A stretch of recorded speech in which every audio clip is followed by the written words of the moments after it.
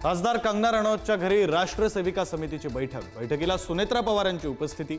बैठकीत डॉक्टर हेडगेवार आणि गोळवलकर गुरुजींचे फोटो कंगना रणौतनं पोस्ट केले। फोटो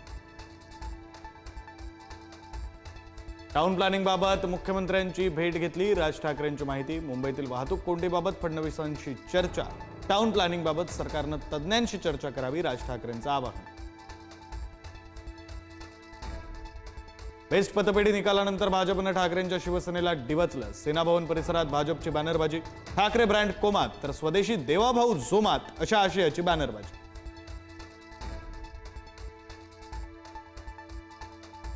उपराष्ट्रपती पदाच्या निवडणुकीसाठी मुख्यमंत्री देवेंद्र फडणवीसांवर मोठी जबाबदारी। एनडीएच्या उमेदवाराला पाठिंबा देण्याबाबत महाराष्ट्रातील सर्वपक्षीय नेत्यांशी साधणार संवाद। बोगस मतदारांवर आता शिंदेंची शिवसेना ठेवणार नजर। एकनाथ शिंदेंच्या संकल्पनेतून शिवसेना करणार ॲपची निर्मिती। ॲपच्या मदतीनं मतदार यादीतील मतदारांची नावं आणि पत्ता तपासणार। नाशिकमध्ये सिंहस्थ कुंभमेळ्याच्या नियोजनामध्ये आता मंत्री छगन भुजबळांचीही उडी। भुजबळांच्या प्रमुख उपस्थितीत आज महत्त्वाची बैठक। पालकमंत्री पद न मिळाल्यानं भुजबळ नाराज असल्याची चर्चा। कीर्तनकार संग्रामबापू भंडारेंचा नथुरामच्या वक्तव्यावर ठाम। दिलगिरी व्यक्त करण्यास पुढारी न्यूजवर भंडारेंचा नकार। संगमनेरचा वाद आणखी तापण्याची शक्यता। बाळासाहेब थोरातांना धमकीच्या निषेधार्थ संगमनेरमध्ये सद्भावना शांती मोर्चा। काँग्रेस आणि विविध संघटना मोर्चात सहभागी। पुणे जिल्ह्यातील वेल्हे तालुक्याचं नाव बदललं। वेल्हे तालुक्याचं नवं नाव राजगड। मंत्री चंद्रशेखर बावनकुळेंचा निर्णय। कोल्हापुरातील पंचगंगा नदीची धोका पातळीकडे वाटचाल। पंचगंगा नदी धोका पातळीपासून केवळ 3 इंच दूर। अनेक मार्ग बंद झाल्यानं वाहतूक वळवली। 12 कुटुंबातील 151 नागरिकांचं स्थलांतर। 139 पूरग्रस्त भागातील शाळांना सुट्टी। सांगलीतील कृष्णा नदी 42 फुटांवर। धोका पातळीपासून कृष्णा नदी केवळ 3 फूट दूर। 150 कुटुंबांचं स्थलांतर। सांगलीतील अनेक भागात कृष्णेच्या पुराचं पाणी शिरलं। 3 दिवसांपासून सुरू असलेल्या पावसामुळे जायकवाडी धरण 97% भरलं। जायकवाडीतून पाण्याचा विसर्ग। नदीकाठच्या गावांना सतर्कतेचा इशारा।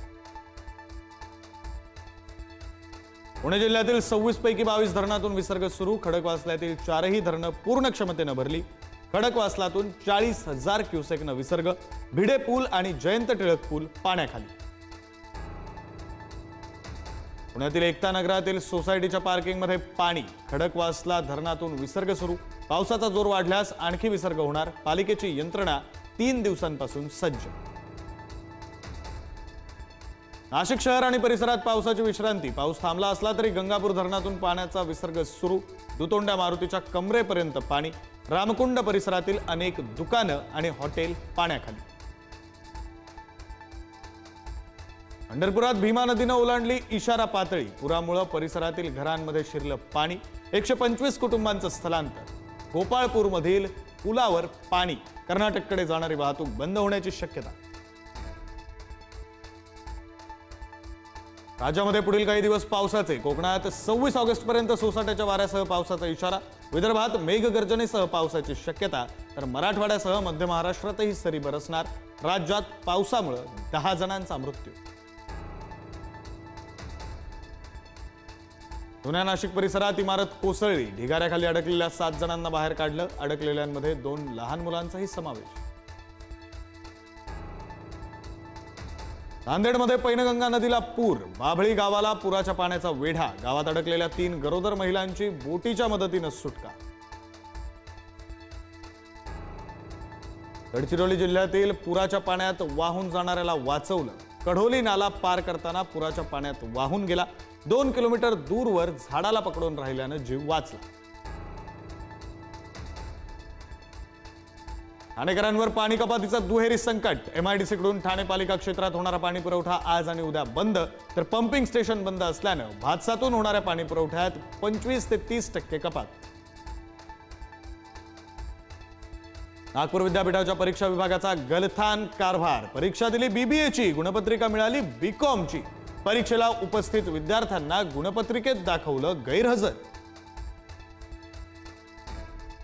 पंतप्रधान मोदींच्या निवासस्थानी 8 सप्टेंबरला एनडीएच्या खासदारांचं स्नेहभोजन. उपराष्ट्रपतीपदाच्या निवडणुकीच्या पूर्वसंध्येला स्नेहभोजन.